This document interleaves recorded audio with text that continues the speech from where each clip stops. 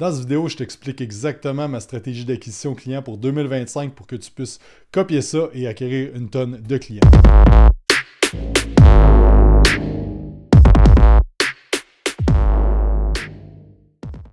J'appelle ça le tunnel d'autorité Instagram. Donc, ce qu'on veut, c'est rentrer les gens dans votre monde avec de la publicité payante et du organique, les nurturing, donc les nourrir, d'entretenir la relation, puis ultimement de convertir ces gens-là.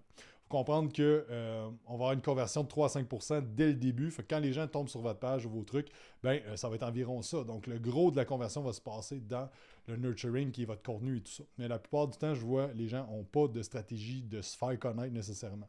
Je suggère d'utiliser ça quand vous faites à peu près 10 000 par mois. Avant ça, vous pouvez le faire aussi, mais si votre organique ne marche pas, je ne verrais pas pourquoi la pub ça marcherait. Donc, si on a mis ça en place aussi avec des membres, Frank, en 2 jours, il y a 3 zooms de bouquet, closé 2 personnes avec cette stratégie-là. Marc, 21 closes en 30 jours avec cette stratégie-là, avec pas beaucoup de publicité. Je pense que c'était comme 4 piastres par jour qu'il mettait, ou peut-être 10 piastres maximum. Puis Frank passé de 6 000 à 33 000 depuis qu'on travaille avec. Marc a rajouté 16 000 de revenus. Marie Lou a eu 40 nouvelles clientes mensuelles récurrentes. Elle a tellement un bon taux de rétention, Marie, que ça fait une grosse différence, 40 clientes. Puis on a un membre qui a mis 17 $ de pub puis qui a closé un deal à 1500 $. Ça fait un ROS de 84.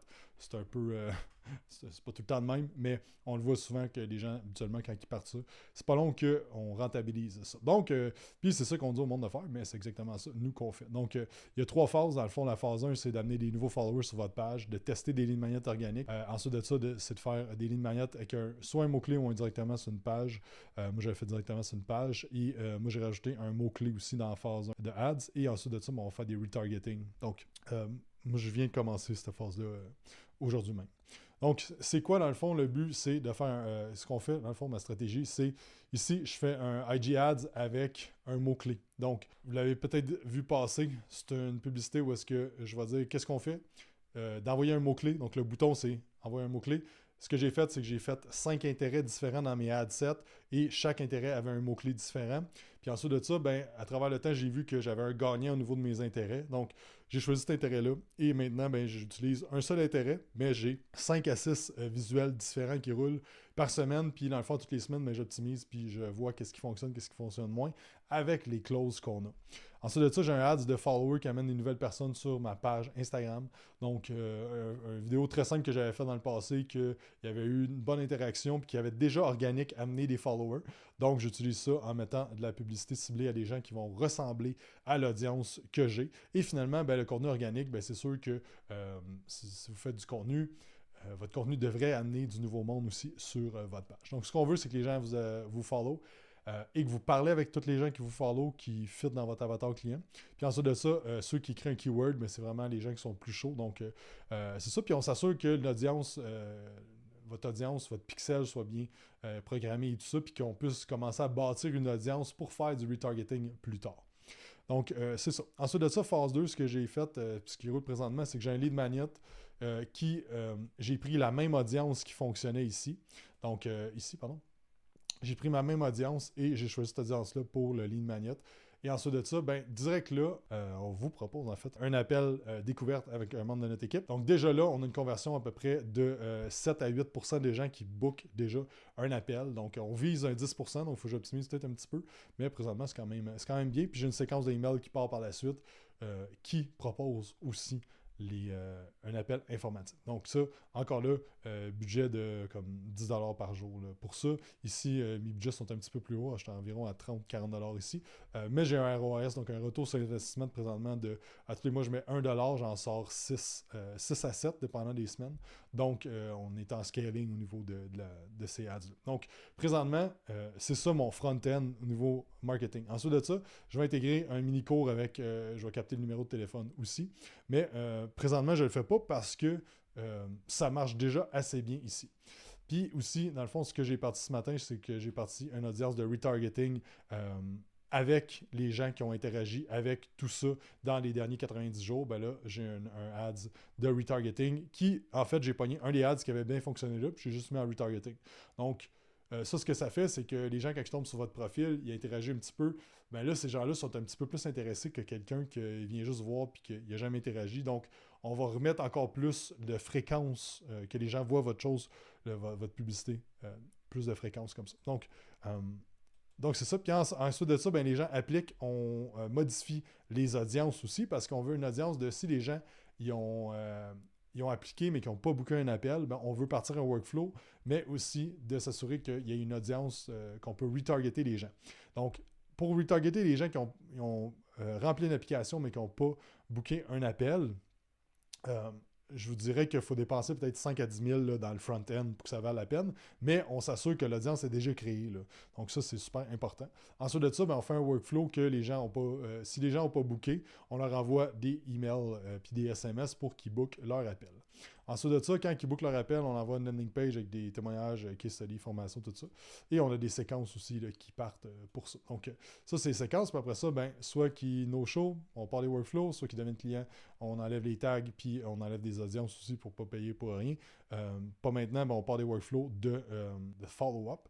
Et finalement, ben, s'ils sont disqualifiés, on les envoie vers la liste normale. Donc ça, c'est vraiment la stratégie globale d'acquisition. Fait que là, on ne parle pas de branding, on ne parle pas de personal branding, on ne parle pas de réseaux sociaux.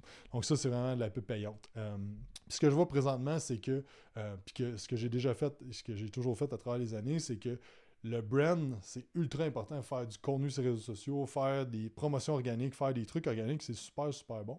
Mais à un certain point, si tu veux vraiment mettre l'huile sur le feu, ben, c'est sûr que les stratégies payantes, on peut commencer avec des petits budgets, tant que c'est rentable, ben, on peut calculer aussi l'effort mis, donc l'argent, puis le retour principal.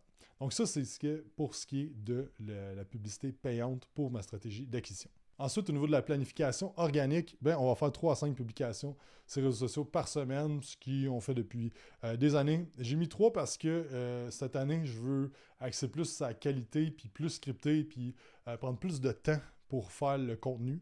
Donc, je me suis mis ça parce que aussi d'être réaliste dans le temps. Donc, il y a beaucoup de projets, beaucoup d'affaires qu'on veut faire cette année et notre acquisition va super bien avec la publicité aussi. Donc, je veux mettre les efforts à bonne place pour que le retour soit efficace le plus possible. Donc, je vous suggère d'analyser vos trucs et faire le même. Un podcast par semaine, donc juste continuer ce qu'on fait. 1 à 2 YouTube par mois, donc vous en écoutez un. Je me suis rendu compte que, dans le fond, ce que j'étais meilleur à faire, puis ce que j'aimais mieux me faire, c'était du long format. Donc, je vais juste miser là-dessus. J'en faisais beaucoup avec Quantum avant. On dirait que j'ai comme délaissé ça dans la dernière année. Quand j'ai comme repensé à mes trucs là, à la fin de l'année 2024, j'ai décidé de retourner là-dessus. Parce que c'est comme ça que je peux expliquer des concepts clés que vous pouvez mettre en place, comme là aujourd'hui. Déjà là, si tu te dis, ah, regarde, le ads de followers, m'a parti ça, m'a pogné une publication qui a déjà bien marché, qui m'a déjà apporté des followers, je vais juste la booster avec un target automatique à 3$ par jour, puis je vais parler aux gens qui s'abonnent. Ben, déjà là, ben, tu vas avoir une victoire avec ça. Mais c'est dur à dire ça dans 90 secondes dans un Reels. On va faire 1 à 2 promos dans l'année. Ça, je suis encore en décision de ça. Ça va peut-être être plus des promos internes. Une certaine, je suis encore en train de penser à ça.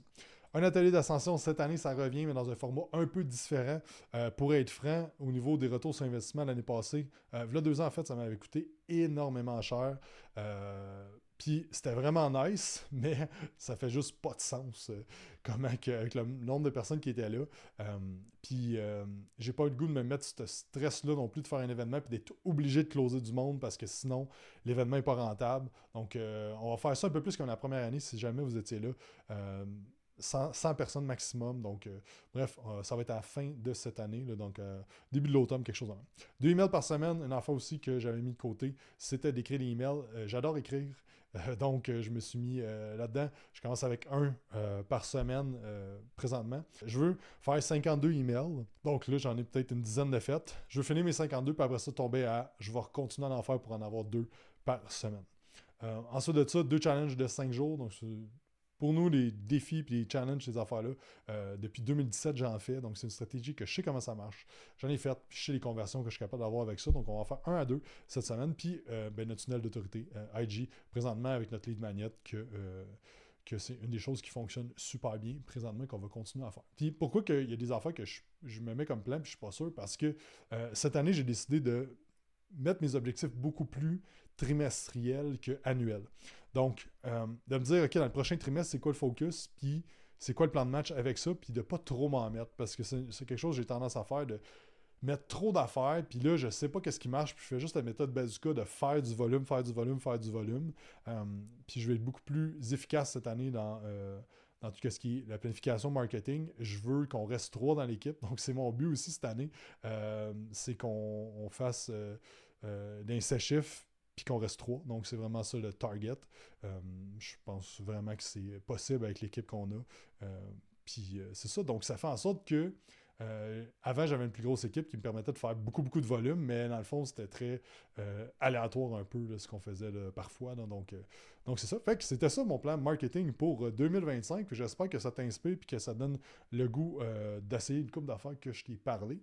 Et aussi, une des choses que j'ai toujours faites à travers les années, mais que j'ai moins faites dans la dernière année, c'est de focuser sur vos forces. Qu'est-ce que vous aimez faire? C'est quoi vos forces et tout ça? Comme je disais, moi, j'aime ça faire du long format. J'aime ça donner un max de trucs et d'affaires applicables. Et moi, je consomme ça aussi. Moi, j'écoute beaucoup de YouTube, beaucoup plus que des Reels, des TikTok, des affaires dans même. Parce que je trouve que c'est là qu'on peut vraiment aller en détail. C'est comme une formation sur YouTube. Là. Donc, c'est ça, mais enfin pour les emails. Moi, j'adore ça, lire des bons emails informatifs. Puis cette année, j'ai envoyé le premier la semaine passée. Ça s'appelle le Fit Pro Game Plan. Donc, ça, c'est à chaque mois, je vais envoyer un email. En fait, le but, c'est que ça s'envoie chaque semaine, là, mais comme j'ai dit, je monte graduellement, là, parce que je vais en faire d'avance. Dans le fond, c'est 2 minutes. Je vous donne des tips super applicables, puis vous appliquez ça dans la semaine. Donc ça commence. C'est déjà commencé, en fait, si vous êtes sur notre liste d'emails. Si vous ne l'êtes pas, ben, en bas, je vais mettre un lien pour downloader l'Arsenal Fit Pro. Dans le fond, c'est une série de 5 emails que je vous envoie avec 5 outils pour acquérir, convertir, puis délivrer le service pour passer des clients prospects froids à des clients à succès. Donc, juste en bas ici, vous pouvez cliquer le lien dans la description. Sur ce, merci d'avoir écouté et surtout, let's do the work. Puis on se parle bientôt. Bye.